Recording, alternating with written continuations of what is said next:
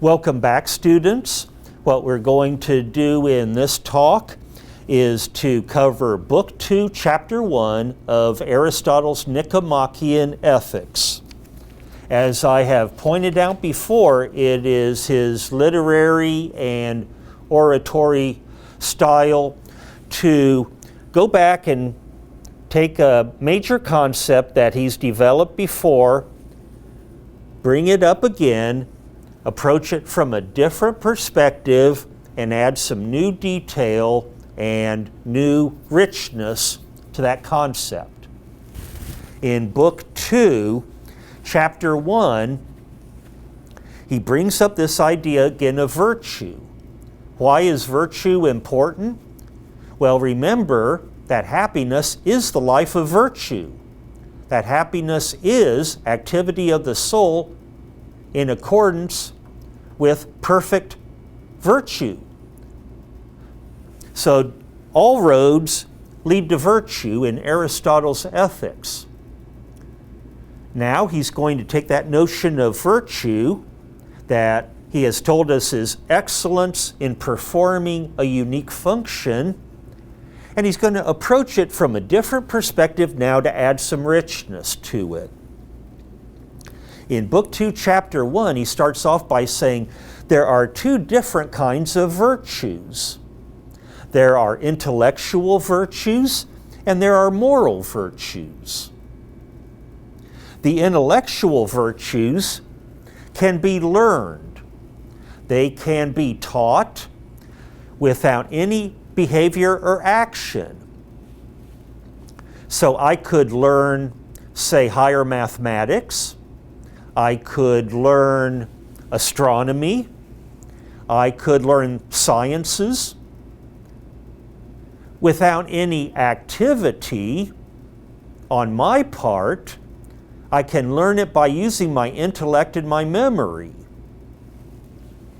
But moral virtues, in strong contrast, cannot be learned. They have to be acquired by habit. In other words, they do require actions that are repeated over time until I build up a disposition to act that way, a character trait.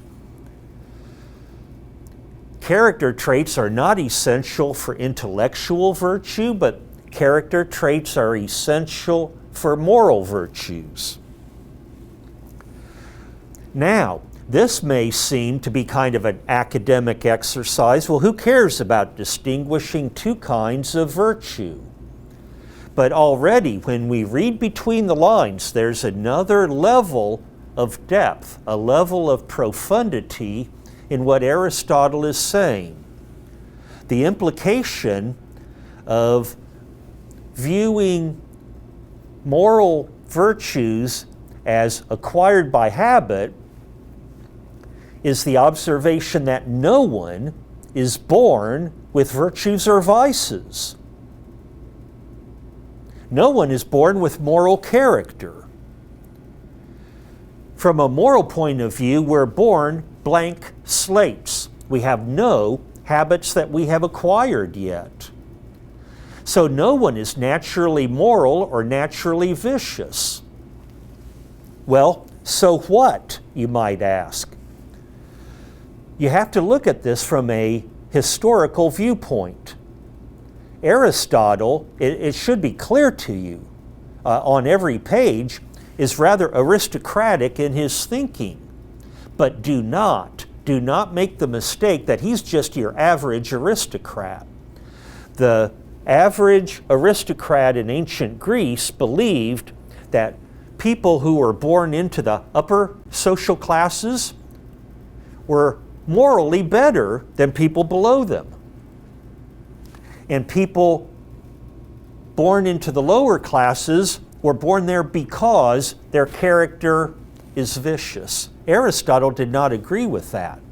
You're born as a blank slate.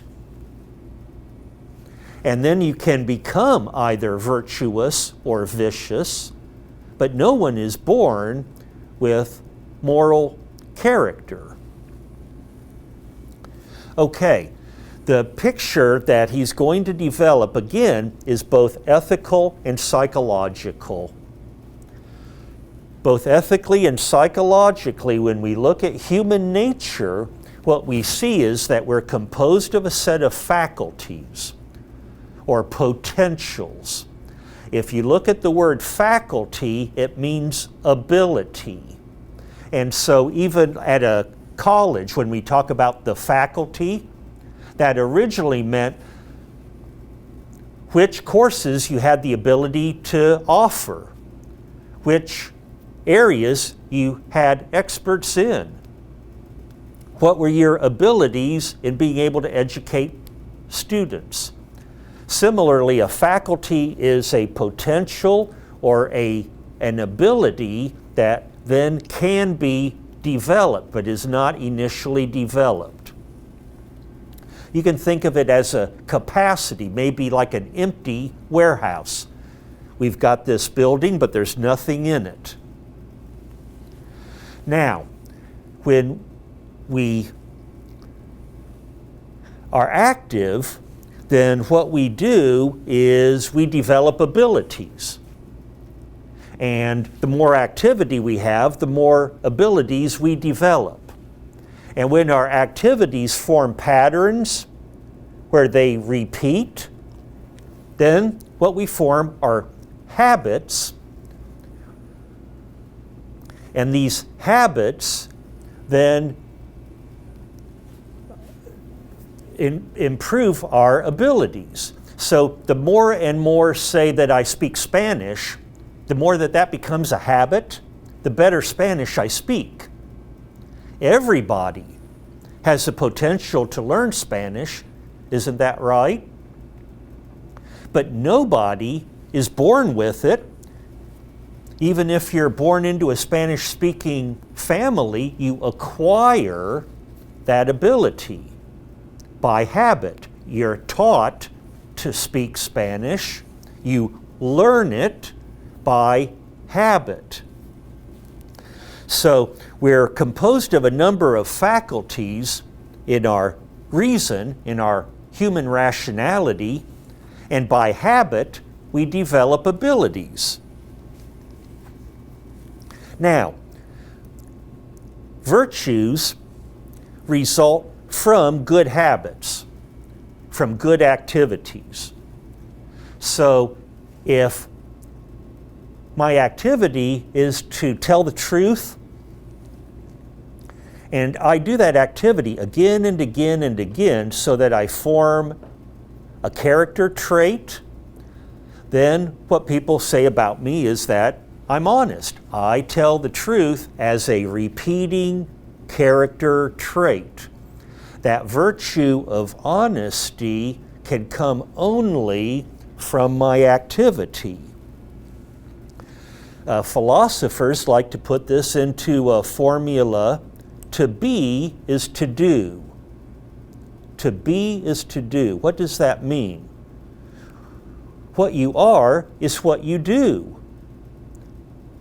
And so if you do virtuous things, you are a virtuous person, and if you do evil, vicious things, you're a vicious, evil person. You are only what you do. And so it really makes no sense to say, well, I do a lot of evil, terrible things, but I'm a good person. That doesn't make any sense. And it also makes no sense to say, I do a lot of good in the world, but I'm really just a terrible guy. That makes no sense. We are what we do. Okay, now at an ethical individual level, that's already important because our lives have value for Aristotle. It's important whether we're good people or bad people, whether we're virtuous or vicious. It matters. But remember from Book 1, Chapter 2, that the polis, the collective, is more important than the individual. This is a value judgment that Aristotle inherits from Plato and Socrates and really the entire culture. The hive is more important than the bee. The hive can exist without that particular bee, but that particular bee cannot exist without the hive. The collective has to be more important. So, don't we want to create good citizens? Well, if we want to create good citizens and by extension make the city-state happier than it was before, the way that we do that is to instill good habits into individuals. If they have good habits, then the consequences of their actions will be good and the city-state will prosper. So, this model of faculties being used by habit and leading to abilities, the most important application of that is to the citizen in the polis or the city-state.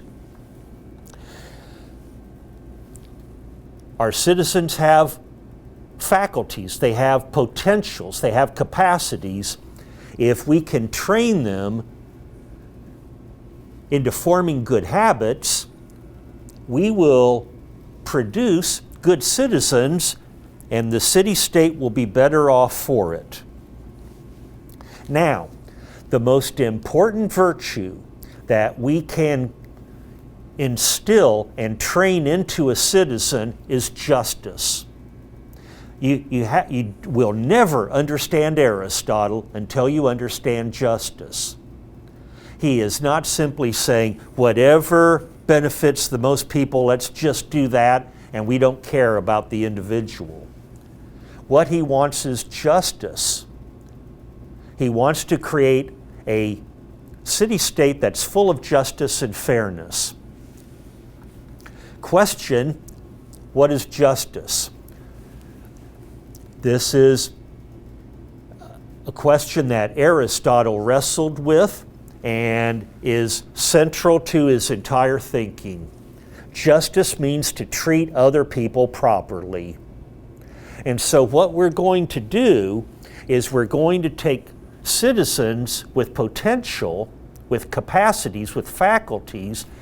We're going to instill or train the right behaviors into them so that what we produce are people who are just and fair. We want citizens who are just and who are fair. Virtue, especially justice, comes from training. Isn't that obvious? Just like speaking Spanish comes from being trained in Spanish grammar and vocabulary. It can't come from anywhere else.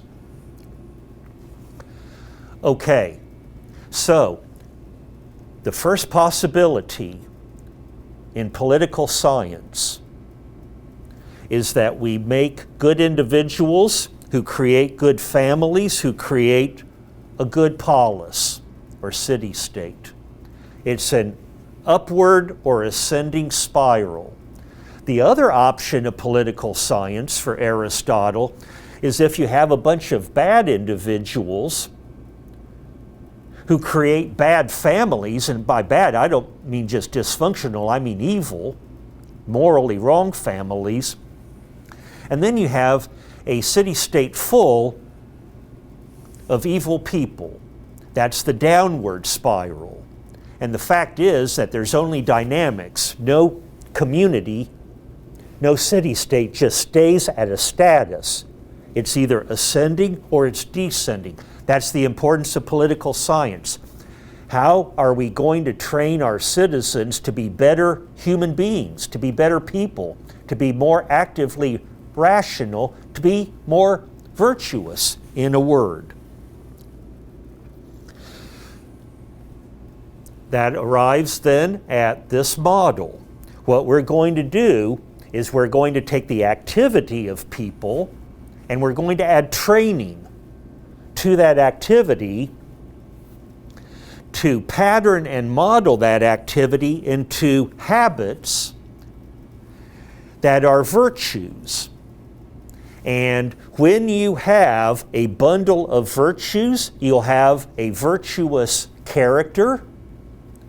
And if you have a bundle of vices, you're going to have an evil character. So it's all character traits. We're going to try and create character traits to make the right kind of citizen. But wait a minute. It's surely occurred to you already that the main time of life where you're trained to speak a language or do anything else is childhood, is it not? Yes. So Aristotle says at the very end of Book 2, Chapter 1, childhood is all important. How do we train our children? That's all important. If we create virtues in our children and turn our children into virtuous characters, we'll have succeeded.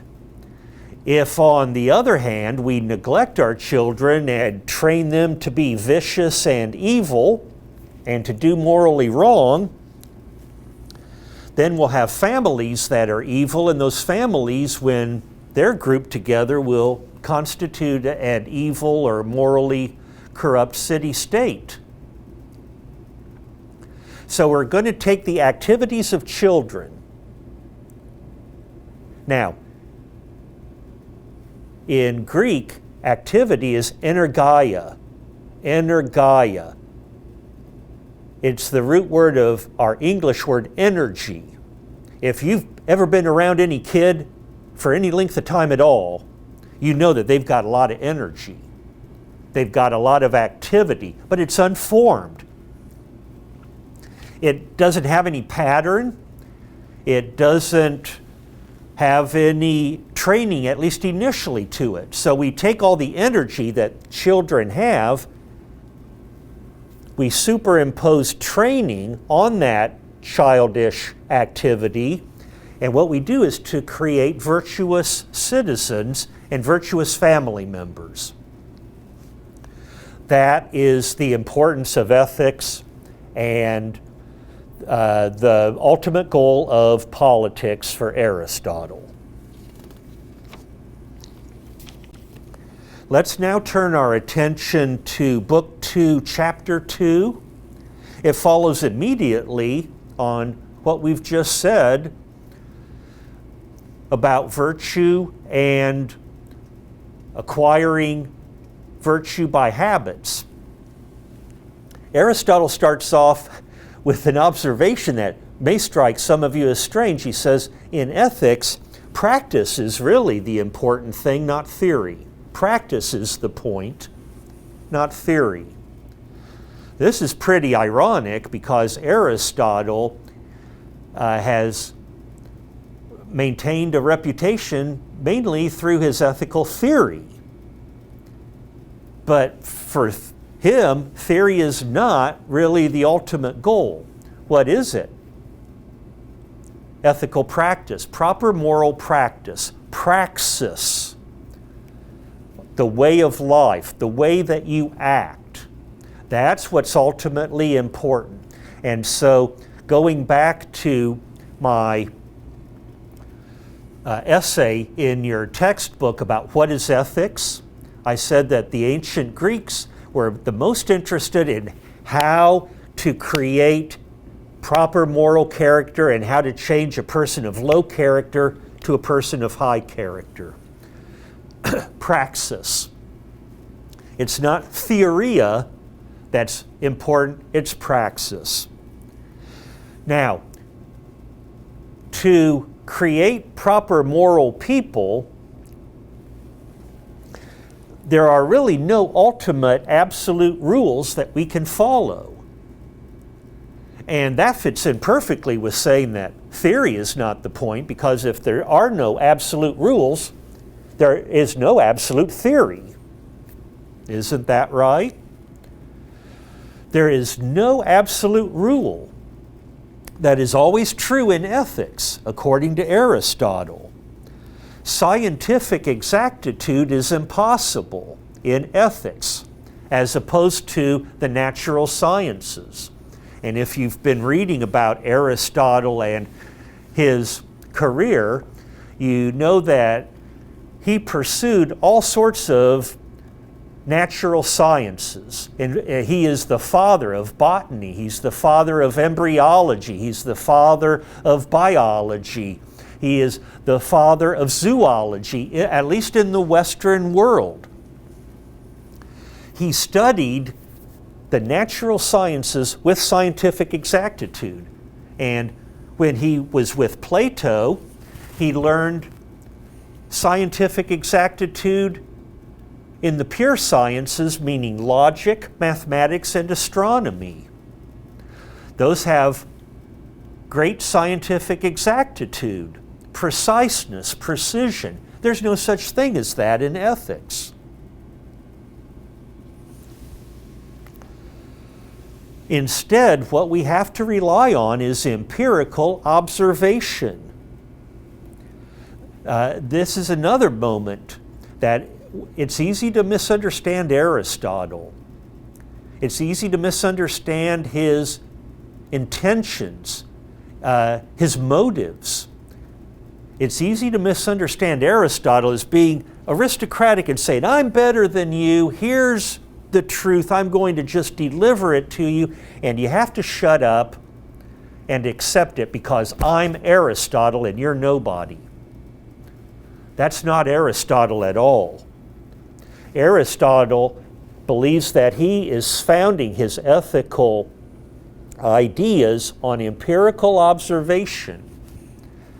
Observation with the five senses. In other words, looking around and seeing how the world works. And here's the hammer, he can be wrong about how the world works.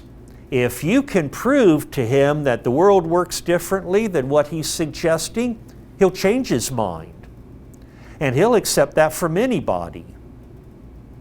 It's not, his observations are not true because Aristotle says it. His observations are true because when you look around, you'll observe the same thing, he believes. So we look around and we see, how does the world work?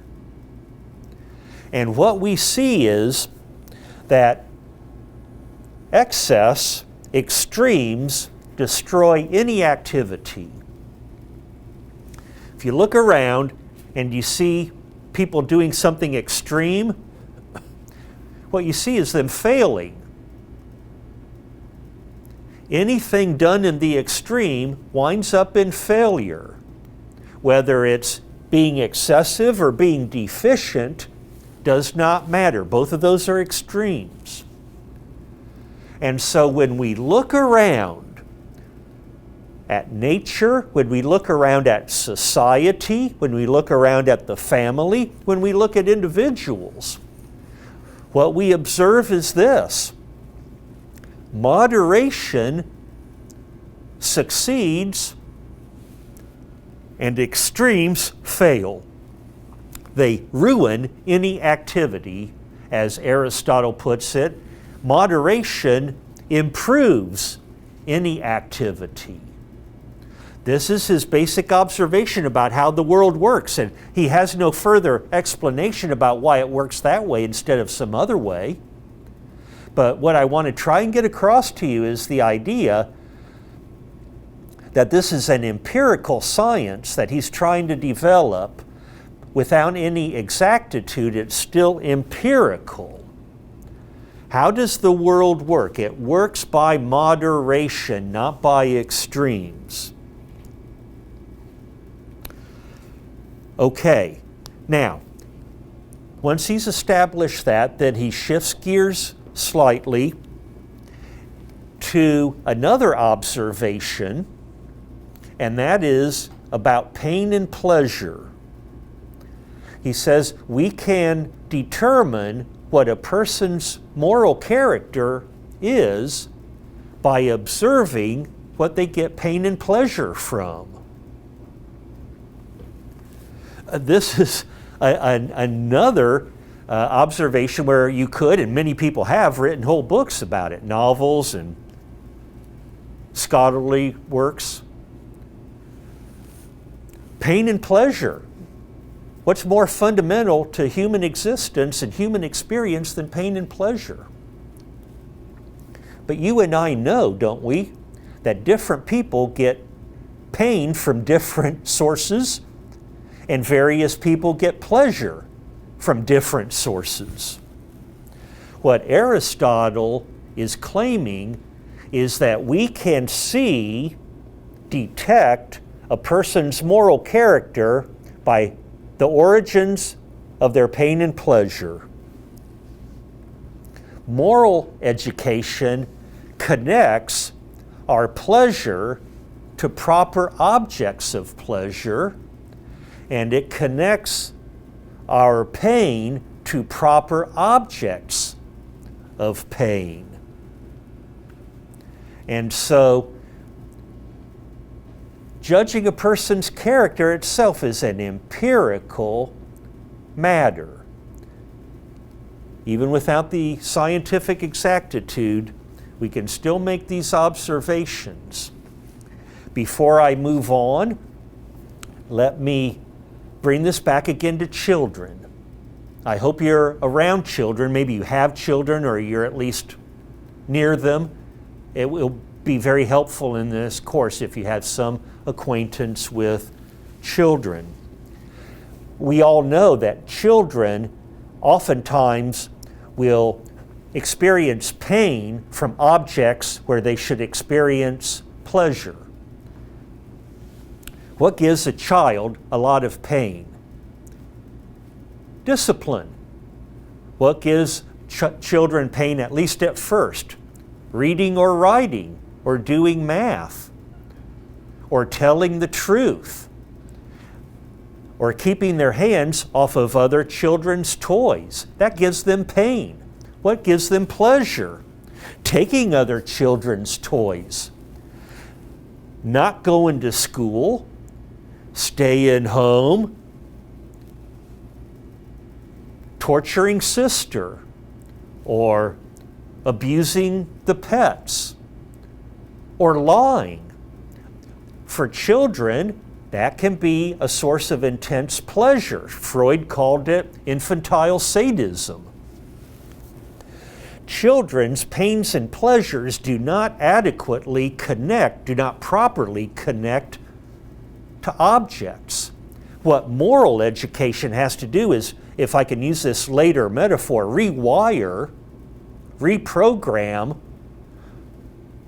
our pains and pleasures to the proper objects. So that moral education, what it does is to help us derive pleasure from doing the right thing, telling the truth, and deriving pain from doing the wrong thing, lying. So it teaches us to feel pain at lying and pleasure at telling the truth. When we, with enough training, develop that as a habit, a disposition, then we have the character trait of, say, honesty. When we've got enough positive character traits, enough virtues, then we say that the person's character is good. We say, this child has turned out to be a good moral person. That child has a good moral character because they have a lot of character traits that we consider to be virtues. This other child has, as character traits, a lot of vices. And so we consider that person to be vicious and their moral education to be a failure. Stop right there. I'm sure it's in your mind, well, nobody's perfectly good and nobody's perfectly bad. Aristotle is in complete agreement with that too. When we look at real, actual human beings as they are on earth in flesh and blood, what we'll find is that that person will have some virtues and some vices, some positive character traits, some negative ones. Aristotle's point is not changed by that. The point that he's making is what we want to do as moralists is to improve that person's character by changing vices into virtues, so that even if the person is good, they can improve their character even more. He does not believe in a perfect person. Get that misconception out of your mind. Okay, that ends Book 2, Chapter 2. We're going to take a little break here. This is going to be a divide in our talks. And in just a second here, we're going to move on to Book 2, Chapter 3.